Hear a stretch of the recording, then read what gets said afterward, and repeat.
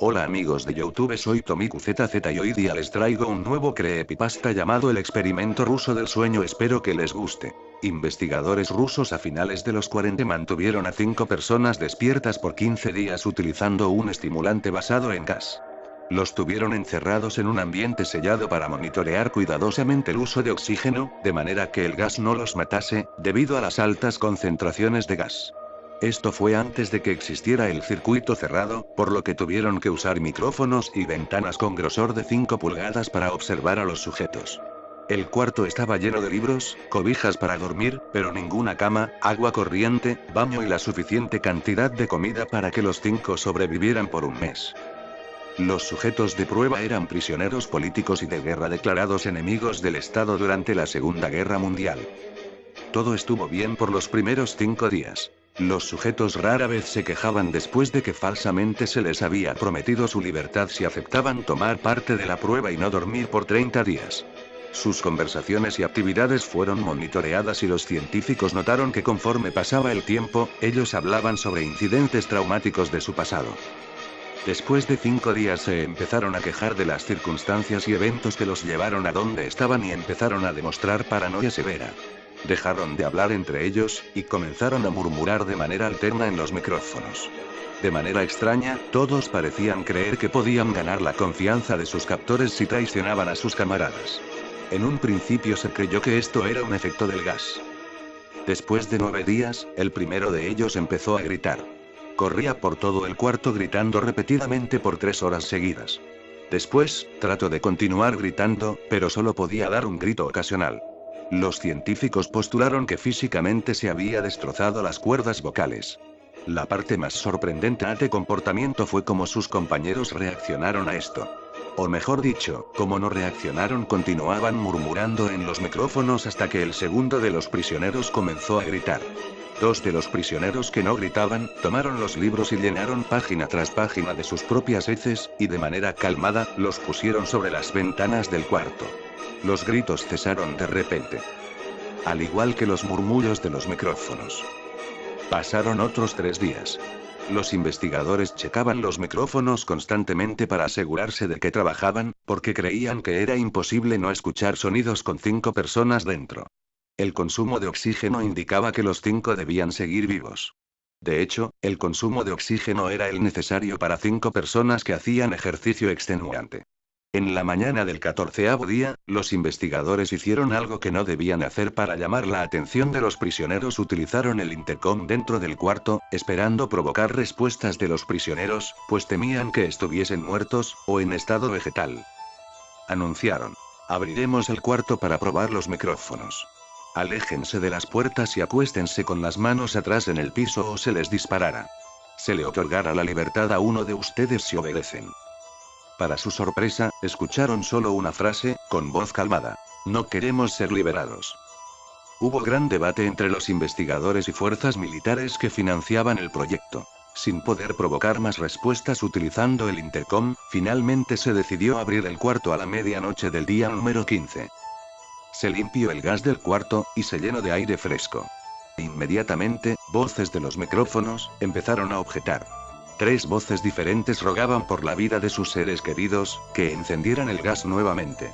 Se abrió el cuarto para sacar a los prisioneros. Gritaron más fuerte que nunca, al igual que los soldados, cuando vieron lo que había dentro. 4 de los sujetos seguían vivos. Las raciones de los pasados 5 días no habían sido tocadas. Habían pedazos de carne de las costillas y pantorrillas del sujeto muerto colocados dentro del drenaje del centro del cuarto, bloqueándolo, permitiendo que 4 pulgadas de agua se acumulara en el piso. Los 4 sobrevivientes también tenían pedazos de piel y carne arrancada de sus cuerpos.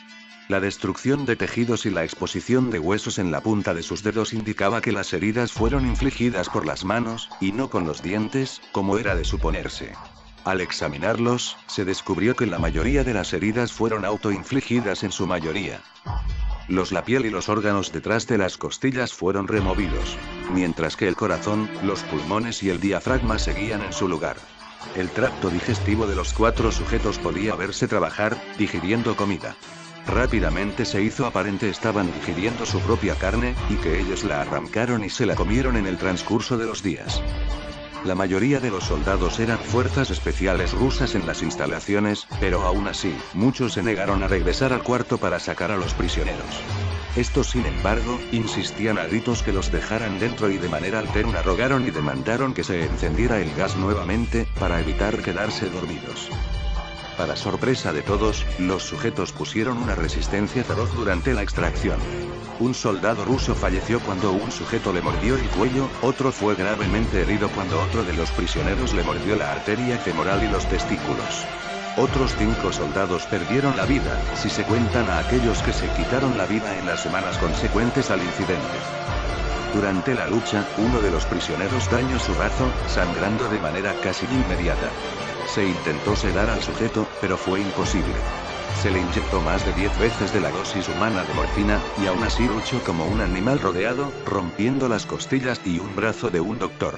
Se veía latir su corazón al máximo por 2 minutos completos, mientras se desangraba, y continuó gritando por más de 3 minutos, atacando a quien se le acercara, repitiendo la palabra más una y otra vez, cada vez más débil, hasta que cayó en silencio.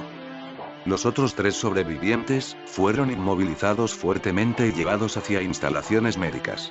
2 de ellos, con cuerdas vocales intactas, demandaban continuamente más gas para permanecer despiertos. El más herido de los 3, fue llevado al único cuarto de cirugía que había en las instalaciones. En el proceso de su preparación para colocar nuevamente sus órganos en su lugar, se notó que el sujeto era totalmente inmune a los sedantes. Peleó furiosamente cuando el gas anestésico se le estaba colocando. Se necesitó un poco más de anestesia de la normal para sedarlo, pero al momento que sus ojos se cerraron, su corazón se detuvo. En la autopsia, se encontró que en su sangre había 3 veces la cantidad normal de oxígeno. También se rompió 9 huesos en la lucha para no ser controlado. El segundo sobreviviente, era el que primero gritó del grupo. Con sus cuerdas vocales destruidas, él no pudo objetar la cirugía, y solo reaccionaba agitando violentamente la cabeza en desacuerdo cuando se le administraba el gas anestésico. Afirmó violentamente con la cabeza cuando alguien sugirió hacer la cirugía sin anestesia, y no reaccionó durante la misma, que duró 6 horas en la cual se intentó reemplazar sus órganos abdominales y cubrirlo con lo que quedaba de su piel. El cirujano afirmó que era médicamente imposible que el sujeto siguiera con vida. Una enfermera aterrada que ayudó en la cirugía, comentó que la boca del paciente formaba una sonrisa cada vez que sus ojos se encontraban. Cuando la cirugía terminó, el sujeto miró al cirujano y empezó a hacer sonidos fuertemente, como tratando de hablar. Asumiendo que esto era de gran importancia, el cirujano le entregó un papel y una pluma, para que el paciente pudiera comunicarse. Sigue cortando, escribió. Se le hizo la misma cirugía sin anestesia a los otros 2 sujetos. Se les tuvo que inyectar un paralítico, pues ellos reían constantemente, y le era imposible realizar la operación al cirujano. Una vez paralizados, solo podían interactuar con sus ojos.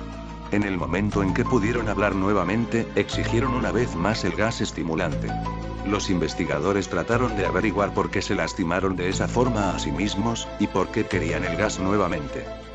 La única respuesta fue: debo permanecer despierto. Se reforzó a los 3 sujetos y los devolvieron al cuarto, para esperar su destino. Los investigadores, enfrentando la furia de sus benefactores militares por haber fallado las metas del proyecto, consideraron dar eutanasia a los prisioneros. El comandante, un ex KGB, vio potencial en el proyecto, y en su lugar decidió ver qué pasaría si ponían el gas nuevamente. Los científicos se negaron rotundamente, pero al final, tuvieron que aceptar. En preparación para ser sellados nuevamente en el cuarto, los prisioneros fueron conectados a un monitor EEG. Para sorpresa de todos, los 3 dejaron de pelear en el momento que se dieron cuenta que los regresarían al gas. En este momento, era obvio que los 3 estaban haciendo un gran esfuerzo por mantenerse despiertos. Uno de los prisioneros estaba murmurando una canción. El sujeto mudo peleaba con sus ataduras de piel, como si tratara de enfocarse en algo. El último sujeto mantenía su cabeza en la almohada, y parpadeaba rápidamente. Siendo este el primero al que se le puso el EEG, la mayoría de los investigadores monitoreaban sus ondas cerebrales con sorpresa. Eran normales la mayor parte del tiempo, aunque algunas veces aparecía una línea recta de manera inexplicable. Parecía que repetidamente sufrían de muerte cerebral. Mientras analizaban los datos, una enfermera notó que los ojos del sujeto se cerraron. Sus ondas cerebrales cambiaron inmediatamente por las de sueño profundo, luego se pusieron rectas, y de manera simultánea, su corazón se detuvo. El único sujeto que quedaba que podía hablar comenzó a gritar para que lo encerraran en ese momento. Sus ondas cerebrales mostraban las líneas rectas del sujeto que acababa de morir por quedarse dormido. El comandante dio la orden de sellar el cuarto con los 2 prisioneros dentro, junto con 3 de los científicos. Uno de los 3, inmediatamente tomó un arma y abrió fuego contra el comandante, matándolo de un tiro entre los ojos. Después apuntó al prisionero mudo, y le voló el cerebro. Apuntó al prisionero que quedaba vivo, mientras que los demás investigadores escaparon del cuarto. No me encerraran con estas cosas. No contigo. Le gritaba al prisionero que estaba atado al camastro. ¿Qué eres? Demandó. Necesito saber. El prisionero sonrió. ¿Tan fácilmente te has olvidado de mí? El prisionero preguntó. Somos ustedes. Somos la locura que está encerrada en todos ustedes, rogando por libertad en cada momento de tu vida, desde lo más profundo de tu mente animal. Somos aquello de lo que te escondes en tu cama todas las noches. Somos lo que duermes y silencias y paralizas cuando te vas a tu cielo nocturno, donde no te podemos alcanzar. El investigador hizo una pausa. Apuntó al corazón del prisionero y disparó. El EEG mostró una línea recta mientras el sujeto débilmente murmuró casi tan libre. Si les gustó denle me gusta y suscríbanse, soy Tomekuchi y me despido.